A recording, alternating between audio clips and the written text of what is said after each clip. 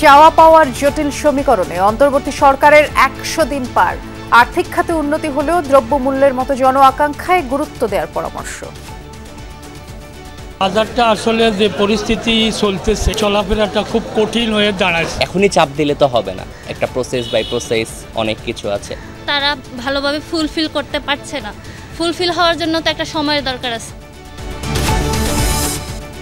দেড় দশকে আর্থিক ও জ্বালানি খাত সহ মেগা প্রকল্পে লুটপাট করেছে একই চক্র, মন্তব্য ডক্টর দেবপ্রিয়ের। সরকারি প্রতিষ্ঠান ধ্বংস করায় কঠিন হচ্ছে সংস্কার, বললেন উপদেষ্টা। যারা ফাইন্যান্সিয়াল সেক্টর খেয়েছে তারাই কিন্তু এনার্জি সেক্টরে আছে, তারাই কিন্তু ব্যাংক লুট করেছে, তারাই কিন্তু মেগা প্রজেক্টের কন্ট্রাক্টর। ভবিষ্যতে যে কোনো সরকারি প্রাইভেট সেক্টর পাবলিক সেক্টর কাঁচামালটা পাচার করতে পারবে। ভোটাধিকারের নিশ্চয়তা পেলে জনগণের সঙ্গে জোরালো হবে অন্তর্বর্তী সরকারের সম্পর্ক, মন্তব্য তারেক রহমানের। বললেন ৩ মাসে সরকারের সাফল্য মূল্যায়ন অমূলক নয়। জনগণের যে আকাঙ্ক্ষা সেটার প্রতি ভ্রুক্ষেপ করতে বোধহয় চাইছেন না, বরং তারা যেটা ভালো মনে করছে সেটাই তারা হয়তো চাপিয়ে দিতে চাইছে। তত্ত্বাবধায়ক সরকার ফেরানোর পরামর্শ সংবিধান এবং নির্বাচন বিশ্লেষকদের। সংকট মোচনে প্রয়োজন গণতন্ত্র ও ভোটাধিকার। আগামীর বাংলাদেশ হবে ন্যায় বিচার, মানবাধিকার ও বাক স্বাধীনতার। বে অফ বেঙ্গল কনভারসেশনে প্রধান উপদেষ্টা। রাষ্ট্র সংস্কারই মূল চ্যালেঞ্জ। পল্লবীতে ২ সন্তানকে হত্যার পর বাবার আত্মহত্যার চেষ্টা। মুক্তিপণের জন্য অপহরণ করা হয়েছিল আজিমপুরের শিশুটিকে। রাতের বাংলাদেশে ছাড়াও থাকছে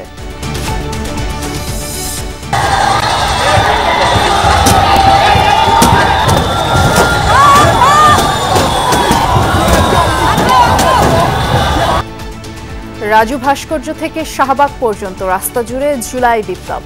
নাটকে তুলে ধরা হলো ছাত্র জনতার আত্মত্যাগ, বৈষম্য দূর করার প্রত্যয়।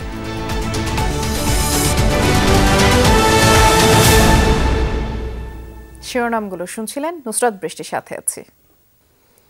দেখতে দেখতে ১০০ দিন পার করল অন্তর্বর্তী সরকার। এ সময় অর্থনৈতিক সংস্কারে নেওয়া হয়েছে নানামুখী উদ্যোগ। ব্যাংক, মুদ্রাবাজার সহ কয়েকটি ক্ষেত্রেই উন্নতি হচ্ছে ধীর গতিতে। তবে দ্রব্যমূল্যের উত্তাপে হাঁসফাঁস অবস্থায় সাধারণ মানুষ। বলা যায় চাওয়া পাওয়ার জটিল সমীকরণেই অতিবাহিত হয়েছে এই ১০০ দিন। বিশ্লেষকরা বলছেন ভবিষ্যতে অর্থনৈতিক উন্নতির সঙ্গে গুরুত্ব দিতে হবে জন আকাঙ্ক্ষা।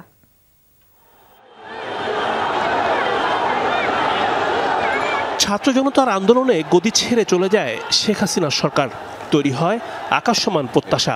আমি আইন অনুযায়ী ৮ আগস্ট শপথ নেয় ডক্টর মোহাম্মদ ইউনূসের অন্তর্বর্তীকালীন সরকার।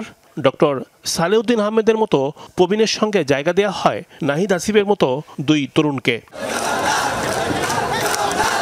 যাত্রা শুরুতেই এ দাবি ও দাবিতে রাজপথ দখল করে চলতে থাকে আন্দোলন, বিক্ষোভ, এমনকি জনপ্রশাসনের কেন্দ্র সচিবালয়ের ভেতরেও ঘটনা ঘটে পদায়ন নিয়ে।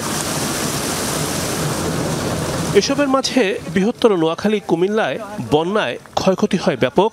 কয়েকদিন পর উত্তরের প্লাবনও ভুগিয়েছে স্থানীয়দের। থেমে থেমে পোশাক খাতে অস্থিরতা, রাস্তা অবরোধ সংবাদ হয়েছে ঘন ঘন। দফায় দফায় মালিক শ্রমিকের সঙ্গে বৈঠক করতে হয় সরকারকে। অন্তর্বর্তী সরকারের এই ১০০ দিনে সাধারণের কাছে সবচেয়ে অস্বস্তির জায়গা দ্রব্যমূল্য।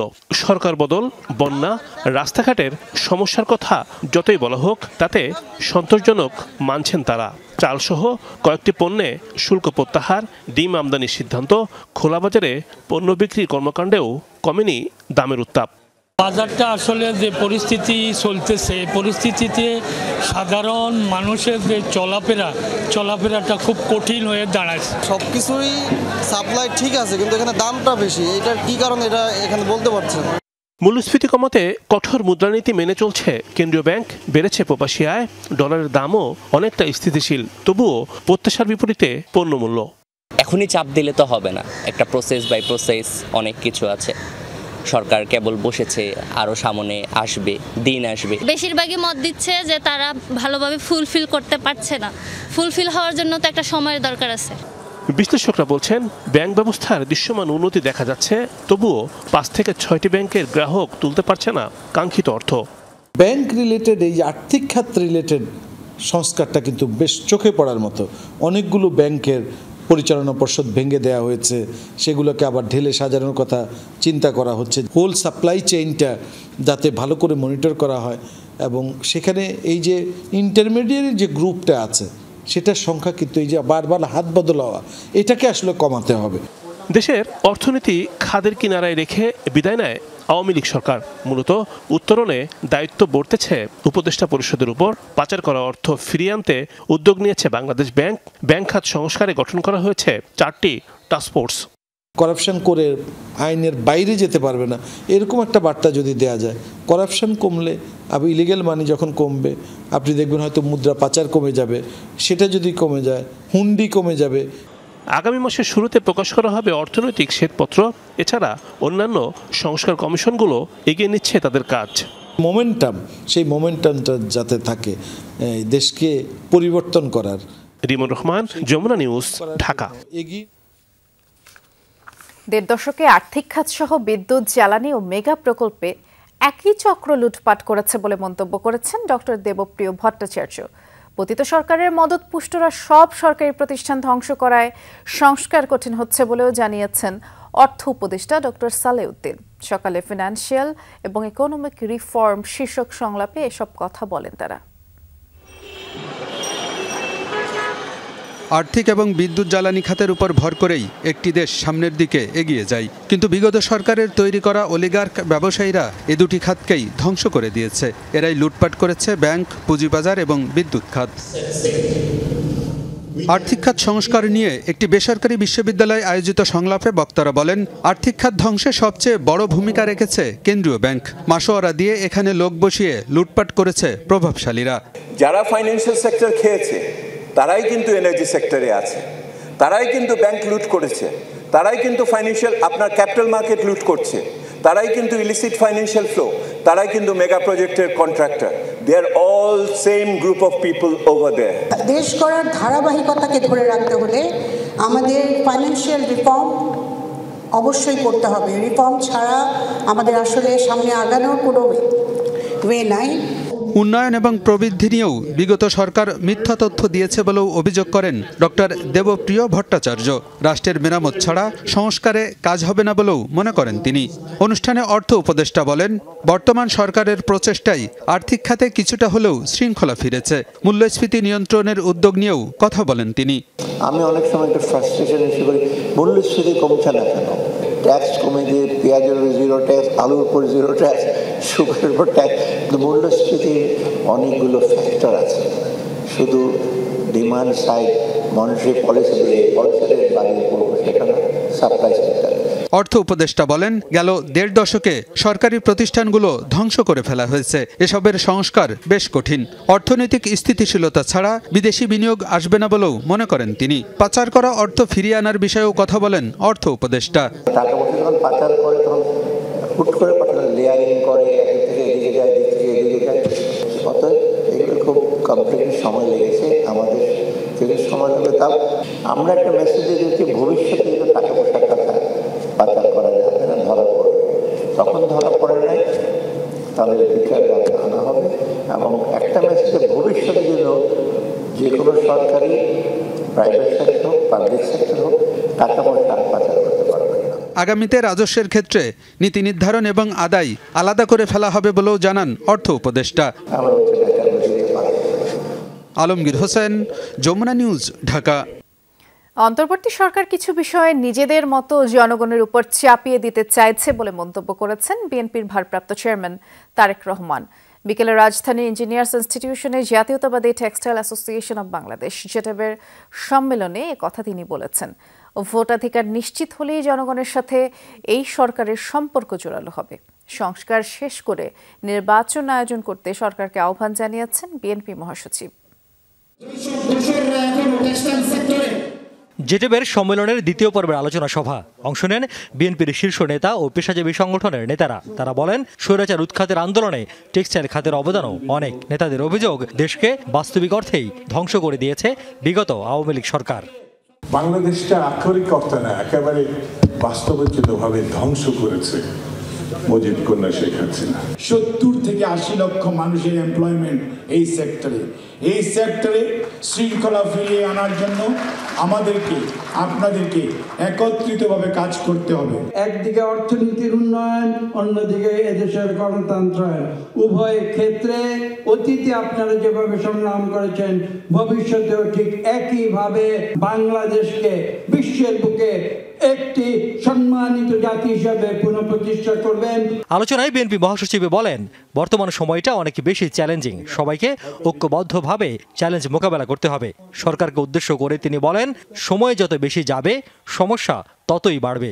নির্বাচন কেন্দ্রিক যে সমস্ত সংস্কারগুলো আছে সেই সংস্কারগুলো দ্রুত সম্পন্ন করতে হবে এবং আশা করব যে আমাদের নির্বাচন ব্যবস্থা, আমাদের প্রশাসন, নির্বাচন কেন্দ্রিক প্রশাসন, আইন শৃঙ্খলার ব্যবস্থা, বিচার ব্যবস্থা, এগুলোর সংস্কারগুলো করেই আমাদেরকে অতি দ্রুত আমাদের নির্বাচনে যাওয়াটাই হবে এই দেশের মানুষের জন্য সবচেয়ে কল্যাণ। সম্মেলনের প্রধান অতিথি বিএনপির ভারপ্রাপ্ত চেয়ারম্যান তারেক রহমানের বক্তব্যে বেশিরভাগ জুড়েই ছিল বিগত সরকারের নানামুখী অনিয়ম, দুর্নীতি আর বর্তমান সরকারের কার্যক্রম। তিনি বলেন, জনগণের ভাষা বুঝে কাজ করতে হবে অন্তর্বর্তীকালীন সরকারকে। এ সময় জুলাই আন্দোলনে আহতদের চিকিৎসা ও দ্রব্যমূল্য নিয়ন্ত্রণ নিয়ে সরকারের পদক্ষেপের সমালোচনা করেন তারেক রহমান। আহতরা সুচিকিৎসার দাবি নিয়ে দুদিন আগে আমরা দেখেছি যে যেভাবে হাসপাতাল থেকে রাজপথে বেরিয়ে এসেছে আমাদের বিবেকবান মানুষ যারা, প্রত্যেকটি সাধারণ মানুষের জন্য এটা একটা অত্যন্ত লজ্জাকর দৃশ্য। অন্তর্বর্তীকালীন সরকারের কিছু কিছু সিদ্ধান্ত মনে হয় তারা জনগণের যে আকাঙ্ক্ষা সেটার প্রতি ভ্রুক্ষেপ করতে বোধহয় চাইছেন না, বরং তারা যেটা ভালো মনে করছে সেটাই তারা হয়তো চাপিয়ে দিতে চাইছে। নির্বাচন প্রসঙ্গে তারেক রহমান বলেন, মানুষের ভোটের অধিকার নিশ্চিত করাই বর্তমান সরকারের অন্যতম কাজ। সরকার ও জনগণের সম্পর্কের মাত্রাটাও ঠিক হবে অধিকার নিশ্চিতের মধ্য দিয়েই। রাজনৈতিক ক্ষমতায়ন যেটার প্রধান হাতিয়ার হচ্ছে কিন্তু ভোট প্রয়োগের অধিকার। জনগণ ভোট প্রয়োগের যে অধিকার প্রয়োগ করার সুযোগ যদি না পায় জনগণ, রাষ্ট্রের সঙ্গে কিন্তু নাগরিকদের যে একটা সম্পর্ক, অংশীদারিত্ব, সেই সম্পর্কটা কিন্তু সৃষ্টি হয় না। জনগণ আশা করছে যে ইনশাআল্লাহ জনগণ একটা নিরপেক্ষ, স্বচ্ছ পরিবেশে নির্ভয় জনগণ ভোট দিতে সক্ষম হবে। দেশকে এগিয়ে নিতে সবাইকে ঐক্যবদ্ধভাবে কাজ করার আহ্বান জানান তারেক রহমান।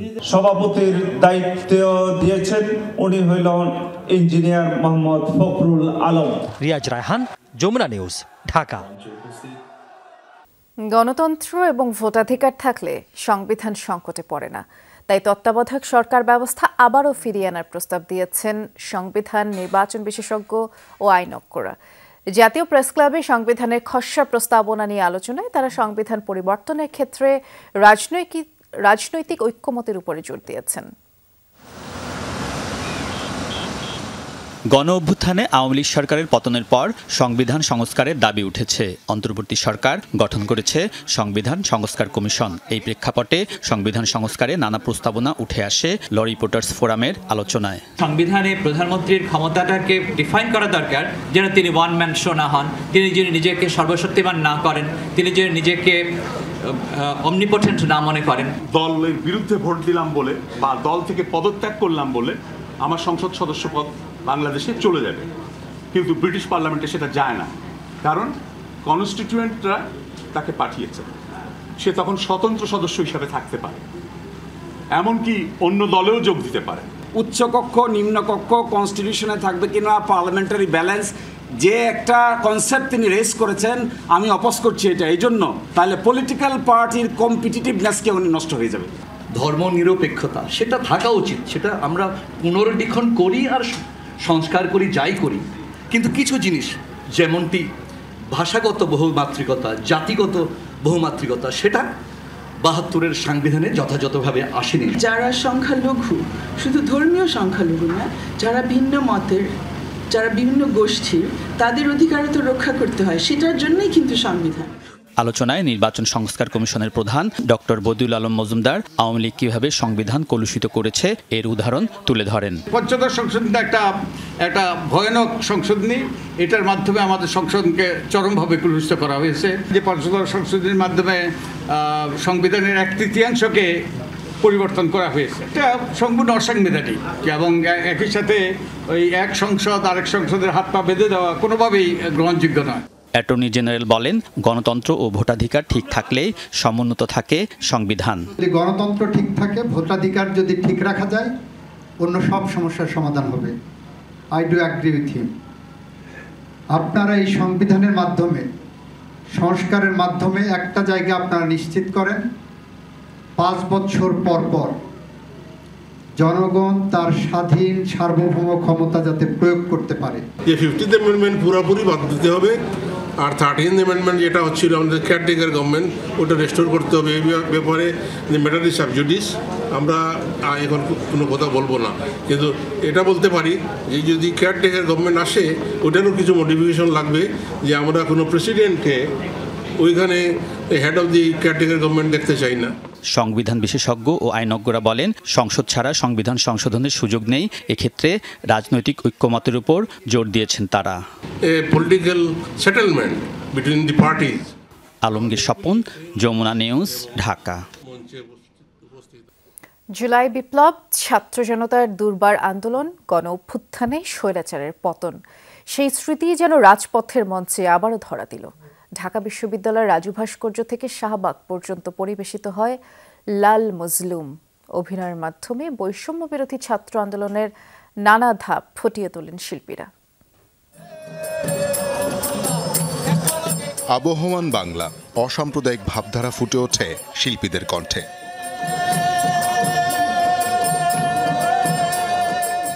হঠাৎই হামলা, লণ্ডভণ্ড গানের আসর।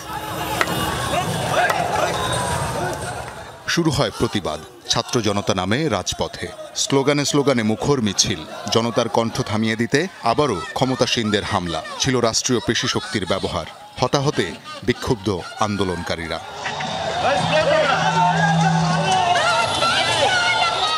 যতই আঘাত আসুক, এই প্রজন্ম ভয় পায় না। তাই তো বহুগুণ সাহস আর সুতীব্র একাগ্রতায় আবারও রাজপথে স্লোগান।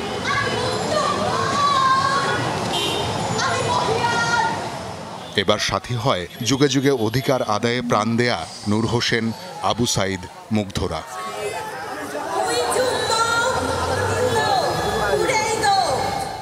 বাধা, আঘাত, আক্রমণ, নির্যাতন সহ্য করে এগিয়ে চলে মিছিল।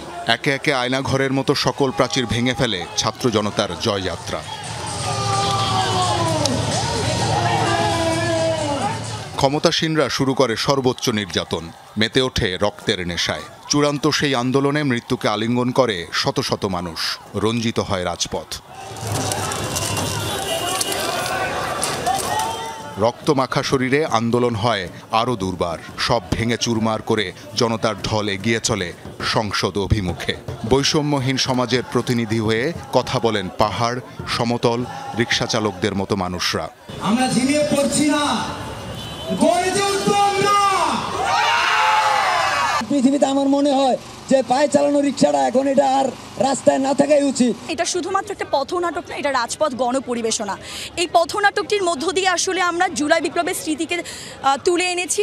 এজন্য রাজপথে আবারও জুলাই বিপ্লব। ডক্টর শাহমান মৈশানের ভাবনা, পরিকল্পনা ও নির্দেশনায় উন্মুক্ত রাজপথ গণপরিবেশনা লাল মজলুম যেন অভ্যুত্থানের সেই স্মৃতিকে দিয়েছে বাস্তব রূপ। আমরা অনেক সময় ভয়ে ছিলাম, নীরব ছিলাম। আজকে আমাদের জবান খুলে গেছে। এই জবান যেন খোলা থাকে। যদি আবার বন্ধ হয় তাহলে আবার যেন এইভাবে জেগে উঠি আমরা সবাই। ছাত্র জনতার এই জয়যাত্রা এসে থামে শাহবাগে। নতুনের প্রত্যয় ব্যক্ত হয় সবার কণ্ঠে। শওকত মঞ্জু শান্ত, যমুনা নিউজ, ঢাকা। দল মত নির্বিশেষে ঐক্যবদ্ধ হয়ে কাজ করলে ইতিহাসের গতিপথ বদলে দেওয়া সম্ভব বলে মন্তব্য করেছেন প্রধান উপদেষ্টা ডক্টর মোহাম্মদ ইউনূস। আজ রাজধানীর একটি হোটেলে বে অফ বেঙ্গল কনভারসেশনের উদ্বোধনী অনুষ্ঠানে এমন মন্তব্য করেছেন তিনি। অন্তর্বর্তী সরকারকে সহযোগিতার আহ্বান জানিয়েছেন প্রধান উপদেষ্টা। বলেছেন, ভবিষ্যৎ প্রজন্মের জন্য সদ্য স্বাধীন বাংলাদেশ হবে মানবাধিকার ও ন্যায় বিচারের প্রতীক। বেসরকারি সংস্থা সেন্টার ফর গভর্নেন্স স্টাডিজ আয়োজিত আন্তর্জাতিক ভূ রাজনৈতিক সম্মেলন বাংলাদেশ অ্যাজ এ নেশন উদ্বোধনী বক্তব্যে বিশ্বের বিভিন্ন দেশ থেকে আগত অতিথিদের নতুন বাংলাদেশে স্বাগত জানান doctor Mohammad Yunus. I welcome our international guest to a freshly emerged country, calling herself New Bangladesh. নোবেলজয়ী ডক্টর মোহাম্মদ ইউনুস বলেন 100 দিন আগে সদ্য জন্ম নেওয়া নতুন এই বাংলাদেশ গড়ার জন্য 1,500-এরও বেশি ছাত্র, শ্রমিক ও সাধারণ মানুষ জীবন দিয়েছেন। Nearly 20,000 were wounded. To this international gathering, let us pay respect to all those who sacrificed their lives, those who lost their limbs, eyes, and many physical capacities for the rest of their life, and those who are struggling with their lives right now in hospitals and care centers. অন্তর্বর্তী সরকারকে সহযোগিতার আহ্বান জানিয়ে তিনি বলেন, ভবিষ্যৎ প্রজন্মের জন্য সদ্য স্বাধীন বাংলাদেশ হবে সকলের জন্য মানবাধিকার ও ন্যায় বিচারের প্রতীক। As we debate and share our thoughts in this gathering over the next few days, I encourage you to think how to build a new world, as our youth have set us on a path to create new Bangladesh. প্রধান উপদেষ্টা আরো বলেন, মানুষের কল্যাণে ইতিহাস বদলাতে হলে ঐক্যবদ্ধ হওয়ার কোনো বিকল্প নেই। To face forces far bigger than ourselves, but we also know that when we come together, when we work as one, we have the power to change the course of history, like we have done in Bangladesh 100 days back. Nothing is impossible for human beings. I repeat, nothing is impossible for human beings, if only we pursue it hard enough. সম্মেলনে 80টিরও বেশি দেশের 200 জনেরও বেশি আলোচক, 300 জন প্রতিনিধি সহ 8 শতাধিক গণ্যমান্য ব্যক্তি অংশ নিয়েছেন। Please don't forget to visit the spontaneous street art of Dhaka. This is your opportunity 100 days after the revolution. These street arts document the emotions and bravery of the revolution. Take someone with you when you go to the streets, who can translate the deep emotions of the youth expressed in Bangla. Abdullah Tuhin, Jamuna news, Dhaka. নিহতদের পরিবার এবং আহতদের চিকিৎসা ও পুনর্বাসন নিশ্চিত করা না গেলে 24-এর আকাঙ্ক্ষা অর্জিত হবে না বলে মন্তব্য করেছেন জুলাই স্মৃতি ফাউন্ডেশনের সাধারণ সম্পাদক সার্জিস আলম। রংপুরে গণ অভ্যুত্থানে হতাহতদের পরিবারগুলোকে আর্থিক সহায়তা প্রদানের সময় তিনি এমনটা বলেছেন। আর এই কার্যক্রমে উপস্থিত ছিলেন সমাজ কল্যাণ এবং মৎস্য প্রাণী সম্পদ উপদেষ্টারাও। জানিয়েছেন, অভ্যুত্থানে আত্মত্যাগকারীদের সব ধরনের সহযোগিতার উদ্যোগ নিয়েছে সরকার। রংপুর শিল্পকলা একাডেমি গণ অভ্যুত্থানে বিভাগের হতাহত পরিবারগুলোকে আর্থিক সহায়তা বিতরণ কার্যক্রম জুলাই শহীদ স্মৃতি ফাউন্ডেশনের। এ সময় 24-এর আকাঙ্ক্ষা বাস্তবায়নে নিহতদের পরিবারের পুনর্বাসন এবং আহতদের চিকিৎসা নিশ্চিতের তাগিদ দেয়া হয়। সবাই এই জুলাইকে ভুলে গেল, এই শহীদ পরিবাররা এবং আহতরা কখনো নিজেদের জীবনে এই জুলাইকে ভুলতে পারবে না। এবং আমরা এটা খুব ভালোভাবে জানি, শহীদদের পরিবারকে সম্পূর্ণভাবে পুনর্বাসন করা কখনোই সম্ভব না, কিন্তু আমরা যতটুকু পারি ততটুকু তাদের পাশে থাকতে চাই।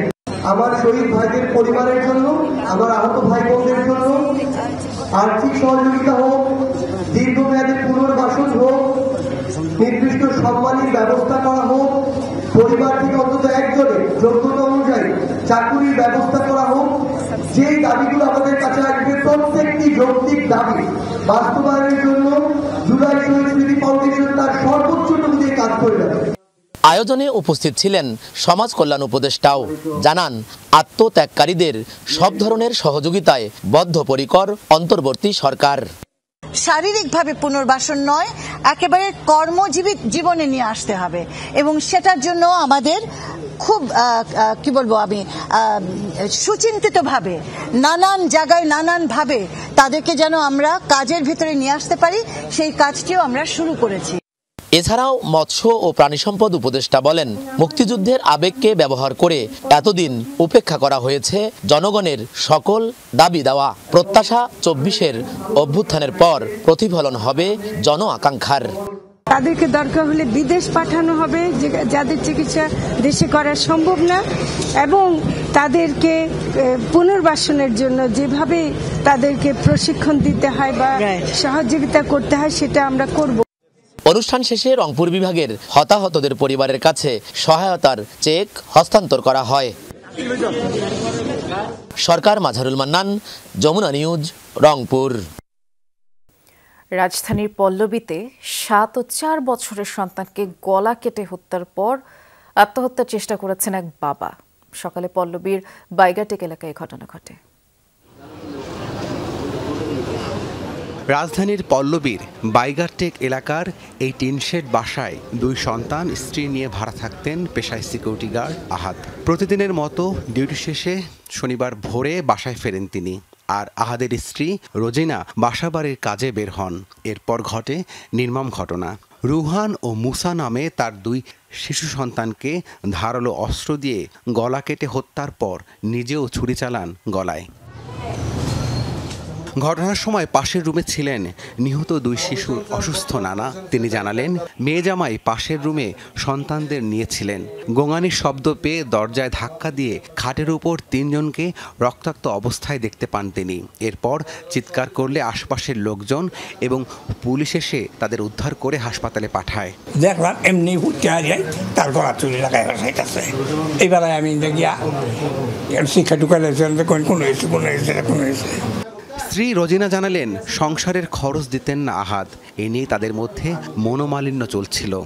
ঝগড়া এরকম কিছু না, মনে করেন যে ও সংসারের প্রতি কিনু এসছিল না, গড়বাড়া দিত না, আমগুলা খাওয়ান কস্তা কিনু কিছু দিত না। পুলিশের প্রাথমিক ধারণা, পারিবারিক কলহের জেরে 2 সন্তানকে হত্যার পর নিজে আত্মহত্যার চেষ্টা করে থাকতে পারেন আহাদ। আজকে 7টার সময় সে বাসায় এসেছে, তার ওয়াইফ রুজিনা আক্তার তার বাসার দরজা খুলে দিয়েছে। সে ভিতরে প্রবেশ করেছে, প্রবেশ করার পর তার বাচ্চাদের নিয়ে সে ওই 2টা রুম, এক রুমে সে তার বাচ্চাদের নিয়ে অবস্থান করতেছিল এবং বাচ্চাদেরকে তিনি অনেক ভালোবাসতেন বলে আমরা জানতে পারি, আদর করতেন। বাচ্চাদের আজকে চিপস, মজো এগুলি কিনে দিয়েছে এবং তার সামনে তারা খেয়েছে। মাস 2 আগে এই বাসা ভাড়া নেন আহাদ ও রোজিনা দম্পতি। প্রতিবেশীরাও তাই তাদের বিষয়ে তেমন কিছুই জানেন না। রাব্বি সিদ্দিকী, যমুনা নিউজ, ঢাকা। 24 ঘন্টার মধ্যেই উদ্ধার হলো আজিমপুর থেকে অপহৃত শিশু জাইফা। শিশুটির মা ফারজানা আক্তারের ধারণা, যাদের সাবলেট ভাড়া দিয়েছিলেন তারাই এই ঘটনার সাথে জড়িত। এই ঘটনায় ফাতেমা আক্তার শাপলা এবং তার স্বামীকে আটক করেছে র্যাব। শুক্রবার সকাল 8:58 রাজধানীর আজিমপুরে ভুক্তভোগী ফারজানা আক্তারের বাসার সামনে অবস্থান নেয় অপহরণকারীরা। 2 মিনিট পর তাদেরকে নিজের ভাই এবং গ্রাম থেকে চাল এনেছে বলে ঘরে ঢুকিয়ে নেয় অপহরণকারী চক্রের সদস্য ফাতেমা আক্তার শাপলা। এরপর শুরুতে ফারজানার কোল থেকে বাচ্চা ছিনিয়ে নিয়ে হাত পা বেঁধে ফেলে অভিযুক্তরা। সিসিটিভি ফুটেজে দেখা যায় এর 22 মিনিট পর একটি বাক্সে ডাকাতি করা জিনিসপত্র ও ফারজানার 8 মাসের শিশু জাইফাকে নিয়ে চলে যাচ্ছে অপহরণকারীরা। জানা যায়, বাচ্চা অপহরণের সাথে নগদ টাকা ও স্বর্ণালংকার ডাকাতি করেছে অপরাধীরা। অপহরণের 24 ঘন্টার মধ্যে দুধের শিশু জাইফাকে উদ্ধার করেছে র্যাব। কর্মকর্তারা জানান, অপহরণ করে মালামাল নিয়ে চলে যায় পুরুষ 3 জন। আর ফাতেমা আক্তার শাপলা মোহাম্মদপুরের নবীনগর হাউজিং এলাকায় তার স্বামীকে নিয়ে ওঠেন। সেখান থেকে তাদের গ্রেফতার করে বাচ্চাকে উদ্ধার করা হয়, তবে মালামাল উদ্ধার করা যায়নি। সুমন, রায়হান এবং হাসান, এই সুমন এবং রায়হান মূলত বাসার ভিতরে প্রবেশ করেন। এই অপহরণকারী চক্রের সদস্যরা এই ভিকটিমের মাকে বিভিন্নভাবে আটকে ফেলেন, তাকে হাত পা বেঁধে ফেলেন এবং মুখের ভিতরে কাপড় দিয়ে তার মুখটাও বেঁধে ফেলেন এবং তাকে এক ধরনের স্প্রে করেন তার নাকে এবং বাচ্চাটাকেও একটা স্প্রে করে অচেতন করে ফেলেন এবং পরবর্তীতে সে বাচ্চাটাকে নিয়ে তারা চলে আসেন। বাসা থেকে প্রায় 1,70,000 টাকা, 6 থেকে 7 ভরি স্বর্ণ এবং বেশ কিছু দামি ঘড়ি সেখান থেকে নিয়ে যাওয়া হয়। আসামিদের স্বীকারোক্তি নিয়ে র্যাব জানিয়েছে, ডাকাতি ও বাচ্চা অপহরণের পরিকল্পনা 2 সপ্তাহ আগের। ভুক্তভোগী সরকারি কর্মচারী ফারজানার কাছে সরকারি কর্মচারী ও ছাত্রী পরিচয় দিয়ে তার বাসায় সাবলেট নেন ফাতেমা আক্তার শাপলা। বাসায় ওঠার পরদিনই ঘটান এই ঘটনা। ডাকাতি করেই ক্ষান্ত থাকেনি তারা, মুক্তিপণের আশায় তারা তুলে নেয় 8 মাসের শিশুকে। অপহরণ করে তার কাছ থেকে মুক্তপণ হিসেবে টাকা আদায় করে তাদের উদ্দেশ্য ছিল। বিভিন্ন ধরনের পরিকল্পনা তারা প্রায় 2 সপ্তাহ আগে থেকেই শুরু করেছিলেন এবং 1 সপ্তাহ আগে থেকেই তারা তাদের বাসায় একবার যান, গিয়ে তার বাসায় সাবলেট থাকবেন, তার বাসায় রুম ভাড়া নেবেন এবং তিনি অসহায়, তিনি একটা আর্থিক সংকটে আছেন, তিনি পরিবার থেকে একটু দায়গ্রস্ত অবস্থা আছে, এইসব কথা বলে তিনি মূলত একটি সম্পর্ক তৈরি করে তার বাসায় ওঠার চেষ্টা করেন। বাচ্চাটিকে উদ্ধার করে তার পরিবারের কাছে হস্তান্তর করেছে র্যাব। ঘটনায় পলাতক আরও 3 জনকে গ্রেফতারের প্রক্রিয়া চলছে বলে জানিয়েছেন কর্মকর্তারা।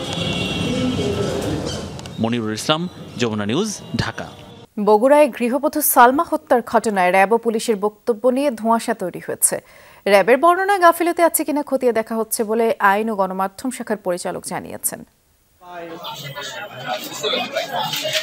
10 নভেম্বর 2024 দুপচাচিয়ার জয়পুরপাড়া এলাকায় নিজ বাসার ডিপ ফ্রিজে মিলে গৃহবধূ সালমার মরদেহ। পরদিন স্বামী ও ছোট ছেলে সাদকে আটক করে র্যাব। জানানো হয় মায়ের খুনি সন্তানই। ঢুকে তার মাকে পিছন থেকে জাপটে ধরে হচ্ছে নাক এবং মুখ চেপে ধরে, এর ফলে শ্বাসরোধে ভদ্রমহিলা মারা যান। তবে পুলিশের তদন্তে ঘটনাটি নতুন মোড় নেয়। তারা জানান ছেলে নয়, খুনি বাড়ির ভাড়াটিয়া নারী ও তার 2 সহযোগী। তাদের গ্রেফতার করা হয়েছে। প্রাথমিকভাবে আমরা তার বিষয়ে কোনো সাক্ষ্য প্রমাণ পাই নাই। পুলিশ ও র্যাবের ভিন্ন তথ্য নিয়ে তৈরি হয়েছে ধোঁয়াশা। এ বিষয়ে দুপুরে ব্রিফিং করেছেন র্যাবের আইন ও গণমাধ্যম শাখার পরিচালক। তিনি জানান বিষয়টি খতিয়ে দেখা হচ্ছে, কারো গাফিলতি থাকলে নেওয়া হবে ব্যবস্থা। তদন্তে বিভিন্নতা থাকতে পারে, তদন্তে বিভিন্নতার মোড় হয়। আমাদের র্যাবের কোনো সদস্যের জন্য যদি কোনো ধরনের অভিযোগ বা কোনো ধরনের গাফিলতি পাওয়া যায়, আমরা অবশ্যই তার ব্যবস্থা নিব। সাদের 3 দিনের রিমান্ড শেষ হয়েছে শুক্রবারই। তবে এখনও কারাগারে তিনি। আইনগত প্রক্রিয়া শেষে মিলবে তার মুক্তি। ছেলের দেওয়া জবানবন্দি অনুযায়ী কিন্তু আমরা কাজ করেছি এবং তার স্পষ্ট জবানবন্দি ভিডিও ফুটেজ সহ আমাদের কাছে আছে। তিনি যখন কথা বলছিলেন এবং তিনি যখন এই জবানবন্দি দিচ্ছিলেন আমাদের কাছে, তার পাশের রুমে তার আত্মীয়স্বজন ছিলেন। পুলিশের তথ্য অনুযায়ী মাদক ব্যবসা ও অনৈতিক কাজে বাধা দেয় এই হত্যাকাণ্ড। এই ঘটনায় মুসলিম নামে একজন জবানবন্দি দিয়েছেন, বাকি 2 জন মাবিয়া ও সুমন আছে 2 দিন করে রিমান্ডে। Humayun Rashid, Jamuna news. Bangladesh auto major and husking mill মালিক সমিতির সভাপতি এবং শীর্ষ চাল ব্যবসায়ী আব্দুর রশিদকে গ্রেফতার করা হয়েছে। বিকেলে কুষ্টিয়া জেলা শহর থেকে গ্রেফতার করা হয় তাকে। জানায় রাজশাহীর মিল মালিক আতিকুর রহমানের সাথে ব্যবসায়িক লেনদেন ছিল চাল ব্যবসায়ী আব্দুর রশিদের এবং আব্দুর রশিদের কারখানা থেকে ফিডের কাঁচামাল কিনতে 1,63,64,867 টাকার চেক প্রদান করা হলেও মালামাল এবং টাকা কোনোটাই ফেরত দিচ্ছিলেন না ব্যবসায়ী রশিদ। এ ঘটনায় 2023 সালে আব্দুর রশিদকে আসামি করে মামলা করেন আতিকুর। সেই মামলায় সমন জারির পরও হাজির না হয় তার বিরুদ্ধে গ্রেফতারি পরোয়ানা জারি করেন আদালত।